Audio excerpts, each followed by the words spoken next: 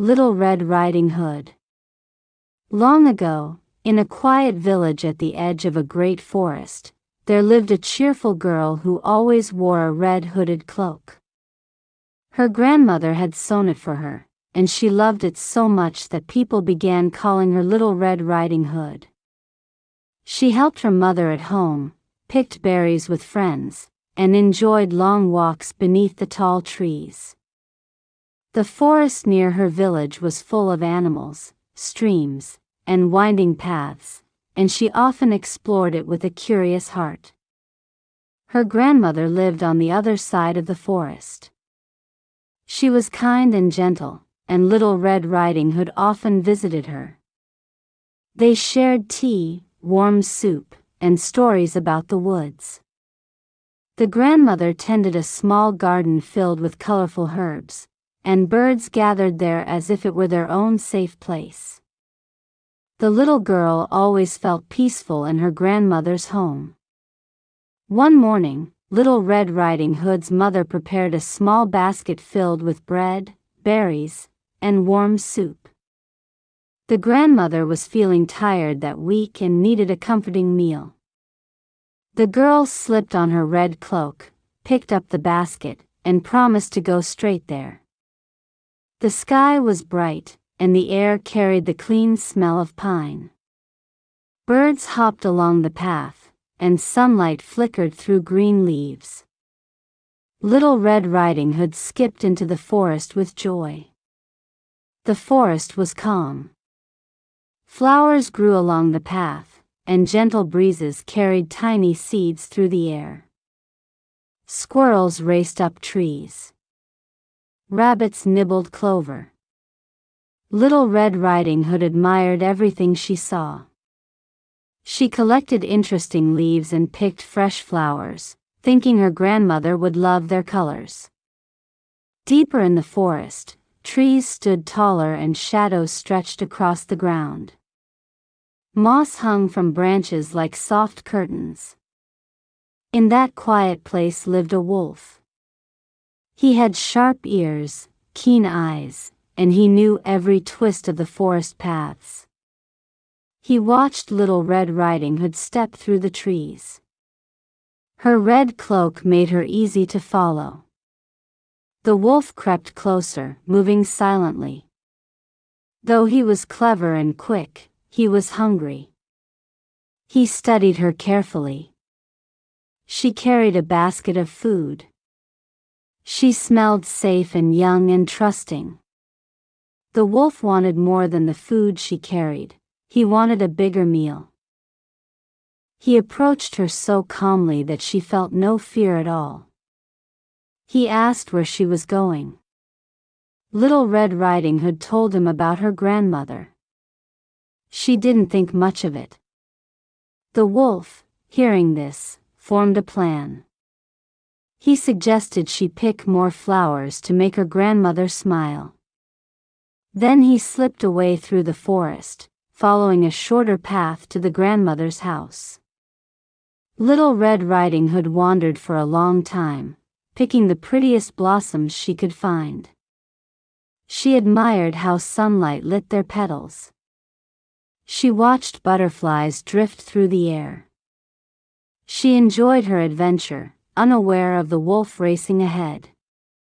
The wolf reached the grandmother's cottage first. It stood at the edge of the woods, surrounded by quiet trees and trailing vines. Smoke drifted lazily from its chimney. Inside, the grandmother rested in bed, wrapped in a soft blanket. The wolf slipped in. Startled and scared, the grandmother backed away. The wolf was too fast. In moments, he swallowed her whole. Then he quickly dressed in her nightgown, pulled the blankets up to his chin, and waited. Before long, Little Red Riding Hood arrived. She knocked softly and stepped inside. The cottage seemed different. The air felt strange. Birds outside were quiet. The girl walked toward the bed. There lay someone who looked like her grandmother, but something seemed unusual: eyes too wide, ears too big, mouth slightly curled. Little Red Riding Hood asked questions, but she felt unsure. The wolf, disguised as her grandmother, answered only long enough to trick her. Then he leaped from the bed. Startled, she stumbled backward. The wolf lunged, swallowing her whole, just as he had her grandmother. Full from his meal, he curled up in bed and drifted into a heavy sleep.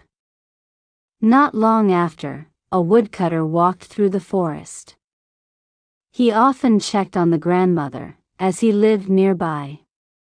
That day, he noticed something wrong. The birds were silent, and the cottage door stood partly open. He stepped inside and saw the wolf asleep in the bed. The woodcutter realized what must have happened. He drew close and listened. He heard faint noises, voices or movement, from inside the wolf's belly. The woodcutter knew there was only one way to save them. He carefully cut the wolf open. Little Red Riding Hood tumbled out, frightened but safe. Then her grandmother followed, tired but unharmed. Together, the woodcutter, the grandmother, and the girl looked at the wolf. He remained asleep. They filled his belly with heavy stones and sewed it up. When the wolf awoke, he tried to flee but could not. He fell and never rose again. The danger that lingered in the forest was gone at last. Little Red Riding Hood hugged her grandmother tightly. She promised herself she would never speak to strangers again or leave the safe path. Her grandmother reassured her that mistakes help us learn. The woodcutter stayed for dinner. They enjoyed bread, warm soup, and sweet berries. The cottage no longer felt strange. It felt safe and warm again. When it was time to return home, Little Red Riding Hood walked through the forest with a calmer heart. She noticed small things she had missed before: how leaves whispered above, how flowers reached toward the sun, how paths curled gently in the shade. Though she still loved the forest, she now understood it better. Not every creature is a friend, and not every voice deserves trust. She returned to her village where her mother waited with open arms. Little Red Riding Hood shared everything: the wolf, the woodcutter, the rescue. Her mother listened closely, amazed and thankful.